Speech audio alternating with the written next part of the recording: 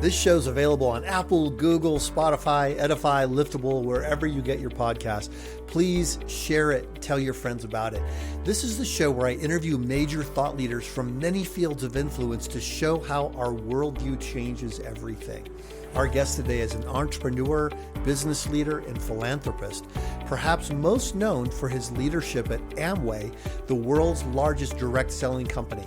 He's coming out with a new podcast called Believe that encourages everyone to lead lives of meaning. Please welcome Doug DeVos to the show. Doug DeVos, welcome to the Dr. Jeff Show. Dr. Jeff, thank you, sir. It's great to be here. I am really looking forward to our conversation. I've known your family for many years, known of the work that you have done through the Amway Corporation, which is, I guess, an $8 or plus billion company. And your family has done so much in helping so many organizations and nonprofits just do amazing things. There's so many different directions we could go for this, but I'm so excited to have the conversation because today, the day we're recording this, you are launching your own podcast called Believe with an exclamation point at the end.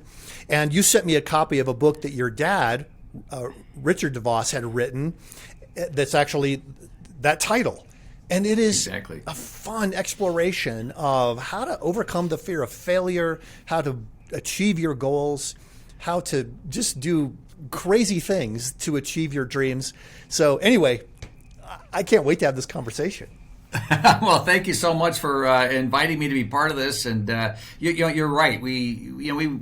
I grew up my whole life, in the family business, if you will, in the Amway business, and the principles that Dad talks about in the book are the things that we grew up with, and that are applied in the business and with really in the lives of all the people that we worked with, my whole life. And so when it came time to say, hey, we're going to try to explore some issues in today's world, we just went back to say, that framework and that idea of believing in things and asking the question, what do you believe? We're not going to try to advocate, too much. We're just going to try to ask people to explore for themselves, to build on their own foundations, maybe open their views to, another perspective to listen and understand, maybe not necessarily to change, but just to try to, explore that a little bit and then come back to the foundation. We clearly have a bit of an opinion, so I'll try to. I keep sharing mine a little bit along the way, but it should be a good fun exercise. This is a great show for that because we get to say what we think. We don't always have to agree about everything. That's the beauty of it. Yeah. We just get to talk about it. And so there are a lot of things that I want to get your opinion on about things that are even happening in our world. And I got to tell you, when you sent this book to me, and I got it yesterday, so I'm a book nerd. I read half of it last night. I did not finish it. But it is like this book was written yesterday as it addresses some of the cultural issues that we are facing right now that keep people down. Yeah.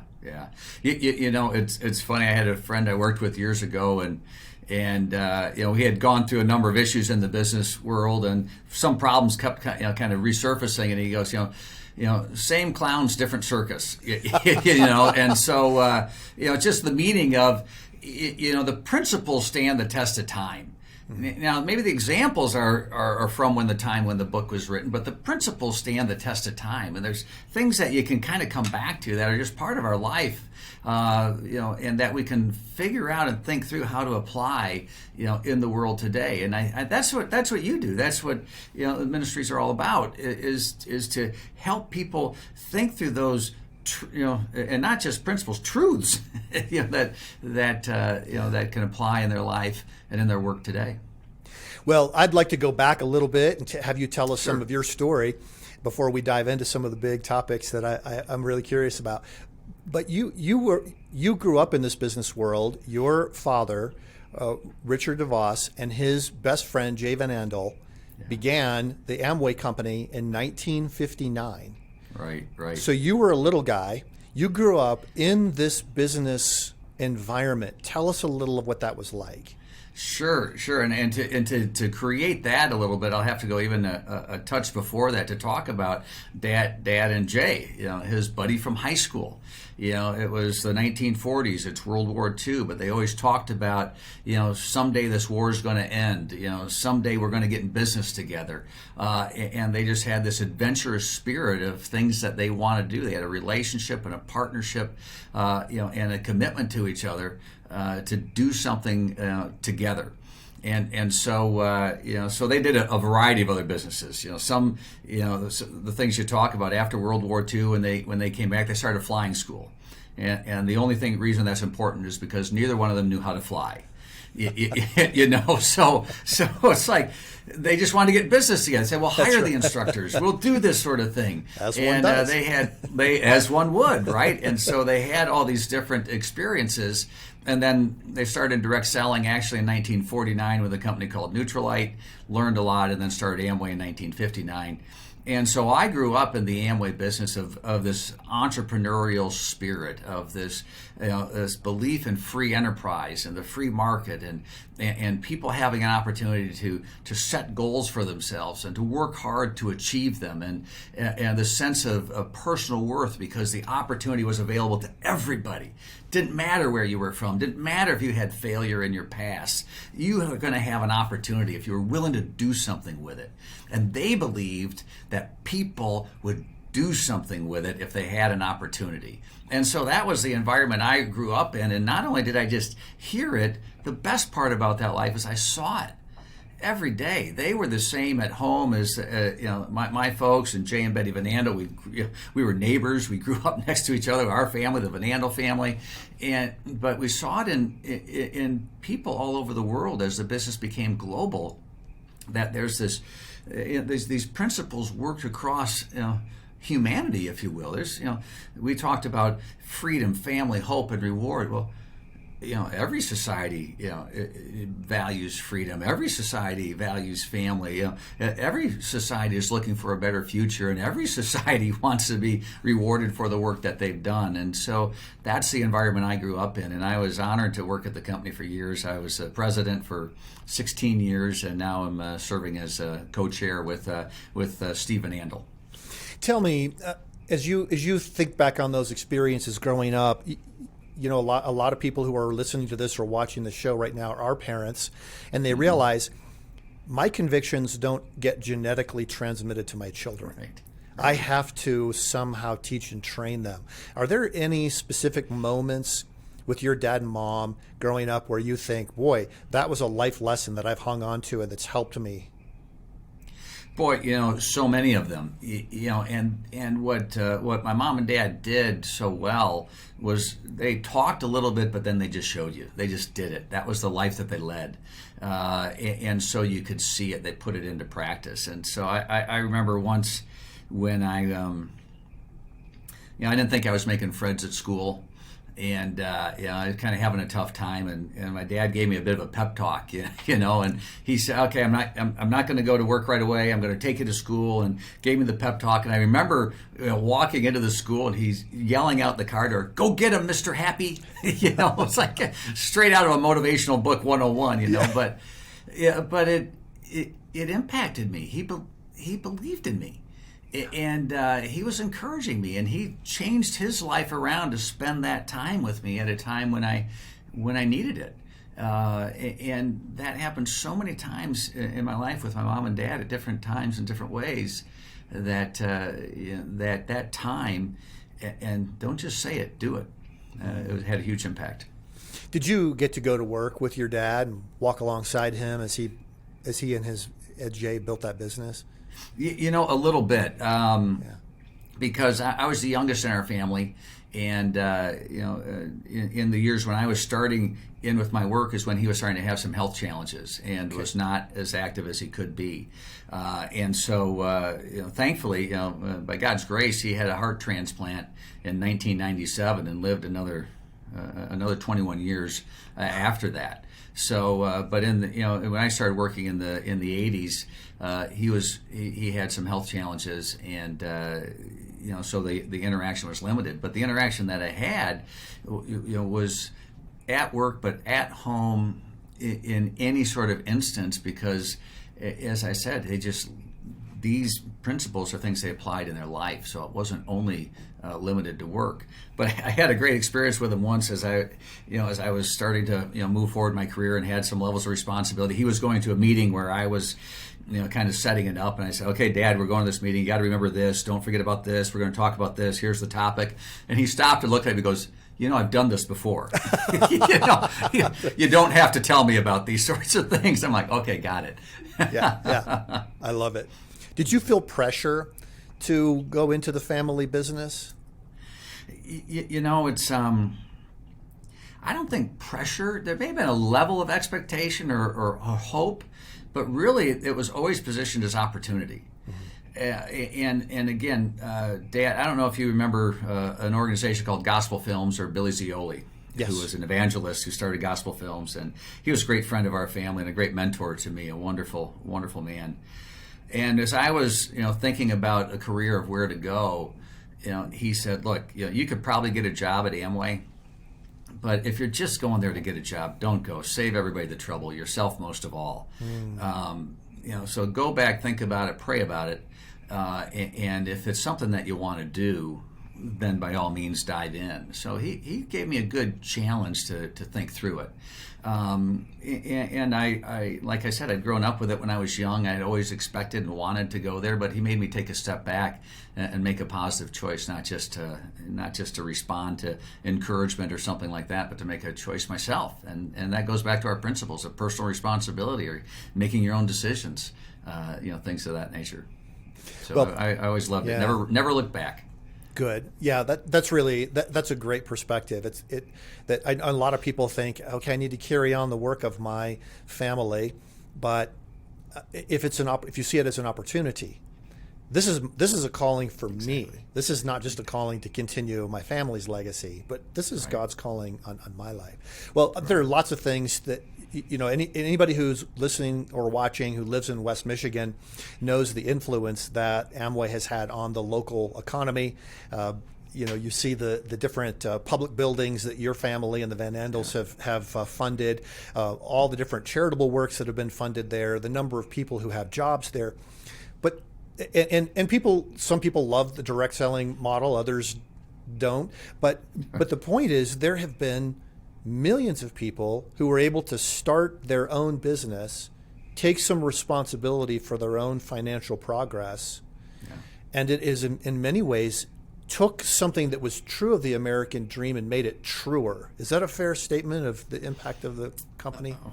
Yeah, absolutely. And the whole idea behind the Amway business is for all of those who joined, they're in business for themselves. It's not our business; it's their business, and so to a certain extent, we're pure free enterprise. We're pure entrepreneurship. We're an organization that empowers people to have a business of their own, and that sort of thing becomes a tradition that they can build. We have people who joined the Amway business when it started, who are their family business is now in the fourth generation. Wow. Because they built something of value, and then their kids grew up in that environment. They built something of value, and it's continued.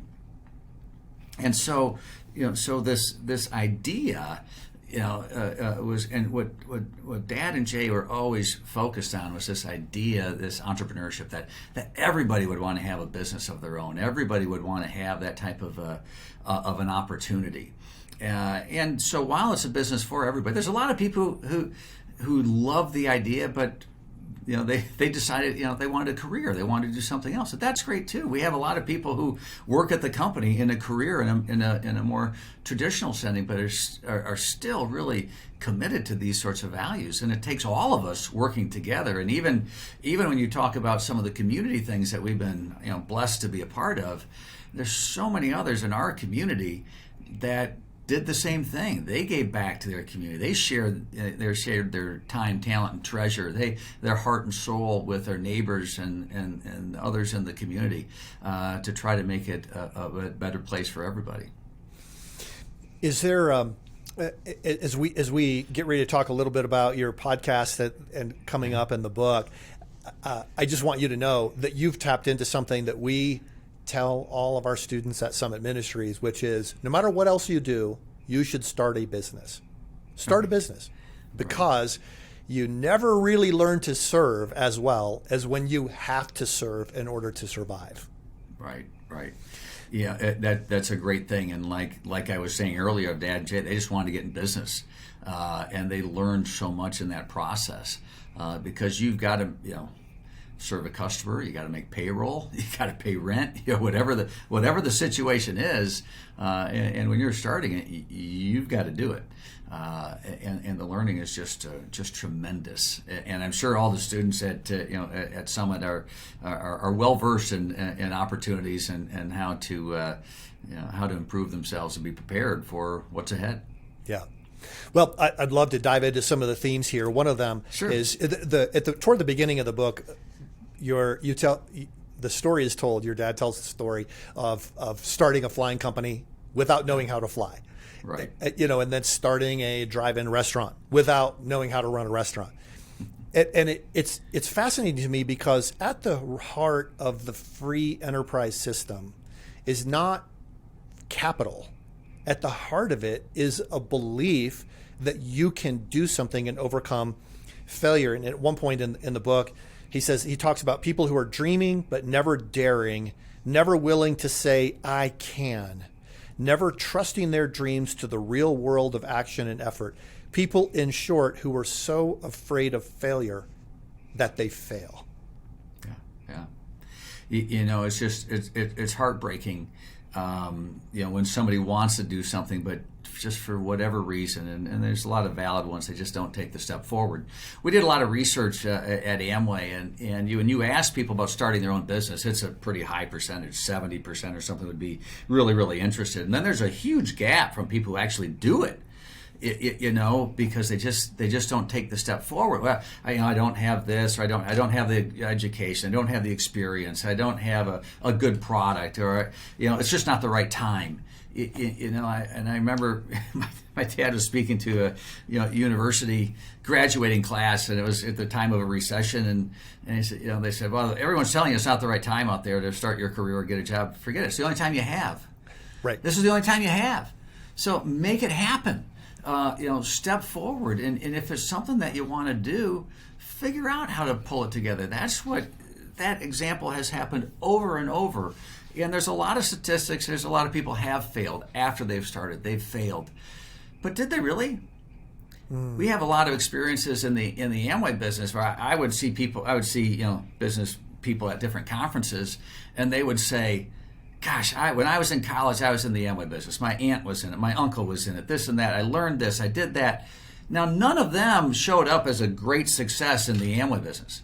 Yeah. They would have showed up as somebody who quit, because we weren't tracking them anymore. But for a period of time, they did something, and they learned something, and they applied it to their future, and built on it from there.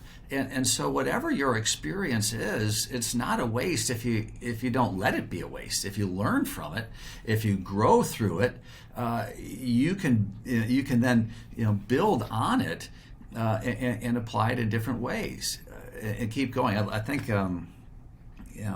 there's a great phrase. Someone says, at the end of the day, we're all self-employed, right? Right. Whatever you're doing, it's up to you to do the job. And so that's the encouragement, is to take that step. There's a bit of risk, and be prudent, be thoughtful, pray, be prayerful, pray a lot, and feel that that's the right step to take. But take it, step out on faith. It's such an important word in a time where mental health issues are at an all-time high, anxieties at an all-time high, depression's at an all-time high. And there are a lot of people who've begun to publicly say the American dream is over. Right.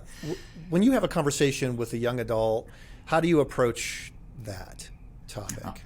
Well, for all your students or for a young adult, anyone that we're talking to, the American dream is alive and well. And I referenced some of the research that we did, and because that was one of our questions around the world, if you will, not the American dream, but maybe the spirit of free enterprise or this enterprising idea. Was it on its way out? Was it over the hill? Was it something of the past? And all the research came back and said, absolutely not. It is alive and well. Some countries more than others, some different characteristics, but it's alive and well. So my message is that it's alive and well, and it's out there. You see it every day, but sometimes we're overwhelmed by the other angle, all the bad news, some of the things that you mentioned, which is real, and we need to hear that, but don't let it paralyze us. Don't let it stop us or think that it's an overwhelming barrier that can't be overcome, because people are overcoming it every day. And in all of our research and all of our experience would say that this idea of the American dream is alive and well, and this entrepreneurial spirit is still there. And even through the challenges that we've gone through in the past couple of years, and especially on small businesses, a lot of businesses closed, and a lot of those people started another business. They got closed down, but they went back at it, and they started something again, and they kept going.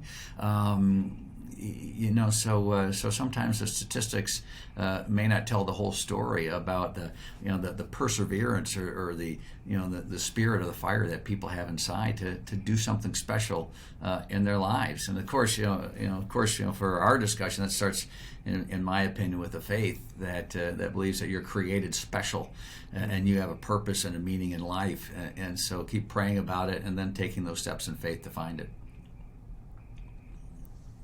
I remember growing up, some of my years in Kansas, and people would say it's not the size of the dog in the fight, it's the size of the fight in the dog.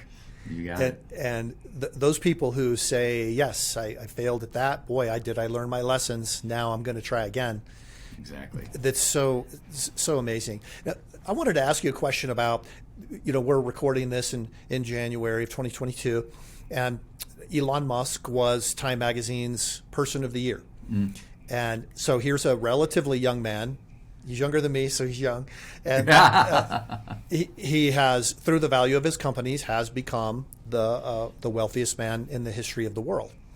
And there are a lot of people who say we shouldn't trust a guy like that with all of that wealth.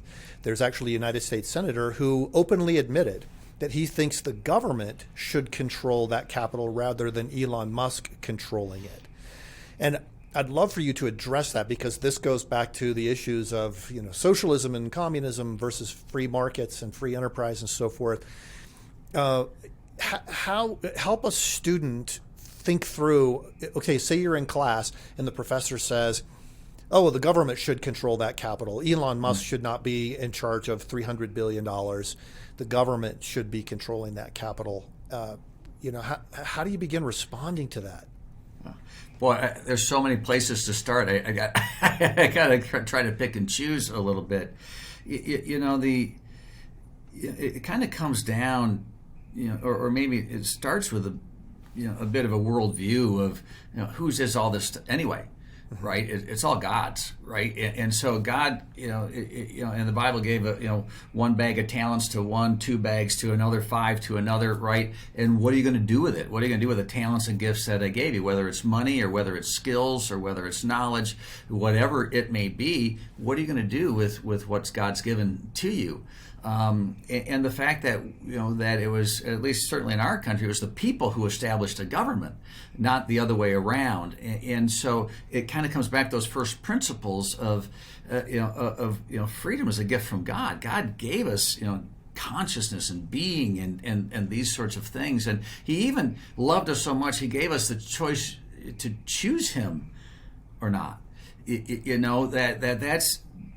So when you kind of start from that perspective, now you start to wind it down a little bit, and it starts to be, okay, how are some people or a group of people going to control the lives of other people?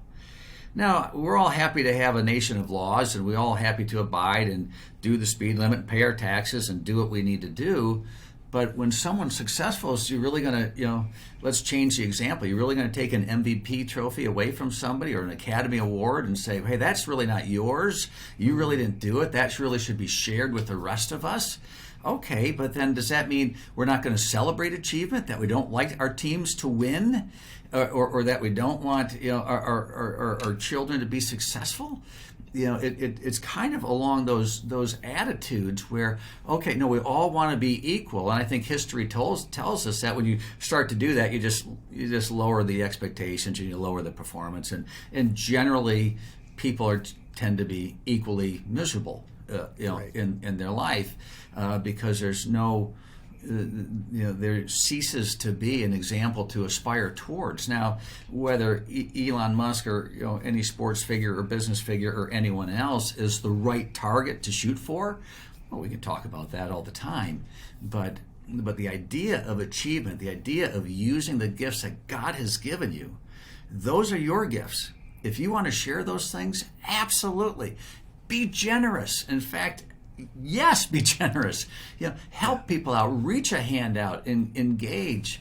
But this idea that when somebody's successful, hey, that's mine. I did that, and I think the role of government is to create a safe environment for people to achieve their potential, to dream big and go out and do it, to impact themselves, their family, their community in a positive way. And when you start to just take everything, you say, as soon as somebody's successful, okay, he's a big target. But as time goes on, I heard someone say, with tax policy or something, that's great. Send people with the pitchforks and the torches to go to that person and take all their money. And it says, well, after a while, they end up at your front door. Right. Say, wait a minute, when did I become rich? It's like, what happened? Yeah. And that, where does it stop? So it's. I encourage us to think of the idea about it, and then apply it. Are we going to celebrate achievement? If someone's successful, that's great. He's going to pay his taxes. He's going to comply with the law just like everyone else. He gets one vote just like everyone else. In our government that we've established. So I think it kind of comes back to that perspective, in my opinion. Yeah, it's personal responsibility, but then also not only the responsibility to earn or to set goals, but the responsibility to steward wisely everything that you have, because it came from God. If everything belongs to God, and we're stewards, as you mentioned in the parable of the talents, then burying it is the worst thing that we can do. Taking risk is then one of the very best things that we can do. Right. Yeah. What do you think? What's stopping people? I mean, we know the value of risk, and your family's been one part of your family business. You're heavily involved in sports and sports teams. What is it that's going on that's causing people to be so timid these days? My opinion on that is the cost of. There's a pretty big cost of speaking your mind. Which is absolutely counter to everything our country was founded on. The First Amendment of freedom of speech, freedom of thought, the ability to express what you want to express. And it kind of comes back again to to the previous question of at what point does somebody have control over somebody else, to what you can say, to what you can earn, to what you can do. When we first moved into Eastern Europe, we were opened in Ukraine and had an interesting dinner with some of the management there, talking about growing up in Eastern Bloc countries and how some were selected to go to school and they were selected to pursue this career. They didn't have a choice. That was just what they were selected to do. And how when things went wrong, I'm sorry, there's not going to be any beans this year because one of our satellite countries didn't grow them very well. But your government loves you so much, we're going to give everybody an orange for Christmas. They just told these stories that were just absolutely heartbreaking about how people want to control other people. But there's a cost, and I think the media today it allows people to have an oversized voice to shut other people down, and the way that it works, in many respects. But it can go both ways. it can also be a voice. And for like what you're doing, Jeff, and others, what we try to do, we can get that other voice out there, and we can have an impact as well, because not only is it a right in our country, but this is what what I would believe God created us to do, to be all that He created us to be, and gave us, like I said earlier, the gift of making choices for ourselves of what we will believe. Yeah. Wow. This is really powerful, Doug. I'm so grateful for your coming on the show today. I before we talk about your podcast, because I want to be sure that everybody knows about it, they're going to want to sign up for this and download it. But your work throughout your lifetime has generated a lot of wealth, and I'm just curious how you make decisions about how to give that, because you're a very generous guy. Your family's been very generous. But you don't have all the money in the world. There's surely more needs out there than you can possibly meet. How do you make decisions about good stewardship? Yeah. Well, it starts just with the stewardship decision. Again, the example from my mom and dad was, before they were successful, was, we're going to tithe.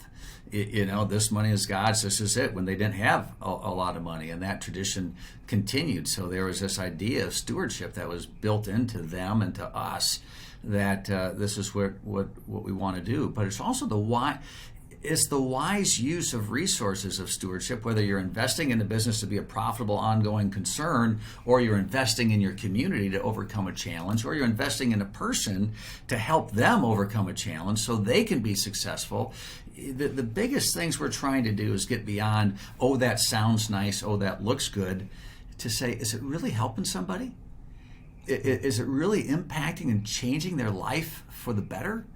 Have we really removed a barrier that allowed them to succeed? Again, success is their definition, whatever that may be. It's not what I think is success, it's what they think. Does it allow them to be a productive member in our community and their family? And so we're starting to ask those questions, and really, frankly, starting to treat our giving like a business, and really seeing that people aren't money, but you can still invest in people. Yeah. And you can see them grow and flourish and reach their potential, and generally far beyond anything you could have imagined for them, because of the determination that they can have in themselves. So it does. We spend quite a lot of time, and have spent quite a lot of time thinking about, is this really helping? Because it's not about do I feel good because I wrote a check for something. It's about, did we do something? Did we connect with a person that impacted their lives positively? Because there's a lot of things you can do for somebody that just enables them to make poverty a little bit more comfortable, to make addiction a little bit more comfortable. That's not what we're trying to do. We're trying to help them live the best life that they can and reach the potential that God instilled in them. That's what we believe. Yeah. Well, it strikes me as I'm trying to think through what somebody might say who's just beginning. Maybe they've finished their education. They're now asking, should I start a business? Should I go into a career? I don't know if I'll be able to generate real wealth. But all of the resources that God will ever give them, short of the amount of money in their bank account, they already have, really. Don't they? I mean, like all the things you're talking about, the willingness to ask hard questions, the willingness to walk alongside of people, the willingness to form relationships, the willingness to mentor and be mentored, to learn, to grow. That's all a kind of currency, isn't it? I mean, it's not money in the bank, but it's everything else that's necessary short of that. No, You've already got it. I completely agree. I completely agree with that. Because money is just a representation of some definition of value. And you look at the value of a relationship, the value of a friendship, the value of innovation, ingenuity, determination, perseverance. Those things. They can translate into some financial or money value, if you will. all money does is allow you kind of to transfer value a little more easily, a little outside of yourself. The value really is built into you when you were created, and all of it's God's. If you turn it into money, it's still all God's money. We're not taking it with us. I remember when my dad's partner, when Jay Van Andel passed away. On that day, there was another woman who had worked with us who had passed away, and I went from one funeral to the next. And it was a smaller place. There weren't as many people. There wasn't as much notoriety around it. It was very different. But I remember thinking, she is receiving the same welcome in heaven as Jay did. Jay lived a life of faith, and she lived a life of faith. And it doesn't matter where they were on earth. They achieved great things, and they're welcomed in heaven right now. There's a celebration for both of them. And it was a kind of a powerful thing, because it's not like it's not like you can stuff money in a casket and think you're going to take it with you. Right. Everything you've done, like you said, God gave to you. What do you do with it? Then that's what we take with us. So good. Well, tell us a little about the podcast. Congratulations on launching this. I'm really excited about it. I'm looking forward to downloading it myself and checking it out and listening to some of the guests that you have. But tell us what you want to achieve through this, and who are some of the people you're going to be interviewing. Sure. Well, thanks for the opportunity, and for all the your audience. The idea with the podcast is to talk about this concept of belief. What do you believe? And challenging people to get there, because it seems to me sometimes in life, if you kind of just float around side to side and you haven't landed, then you don't have a foundation from which you can build going forward. And like we talked a little bit, you're getting a lot of messages, and a lot of other people are going to try to tell you what to believe. And I don't want to do that. I want to just explore topics that are important to kind of develop a personal belief system about. So certainly faith is one. We talked about kind of the role of government or the founding of our country, some of these kind of constitutional principles in this environment that we live. As we're told, give to God what's God, give to Caesar what's Caesar. So we kind of are citizens on earth before we can become citizens of heaven. And so how do we think about that? This concepts of the American dream. How did that happen? So we have immigrants who came to the United States, whose parents just worked hard, created an environment, and they were taking it the next step forward. This idea that the American dream is alive and well. So Alan Smolensky, who's just a great story, now an owner with the LA Dodgers.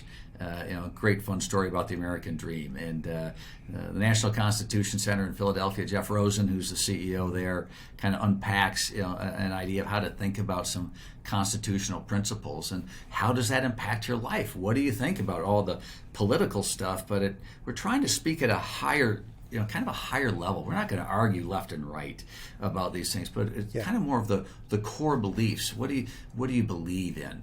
And then maybe take some topics of the day as well, like technology. So Blake Masters, who's been in the technology field, how do we think about that? As we said, social media impacts a lot of our ability to speak freely, or to stop somebody else from speaking freely.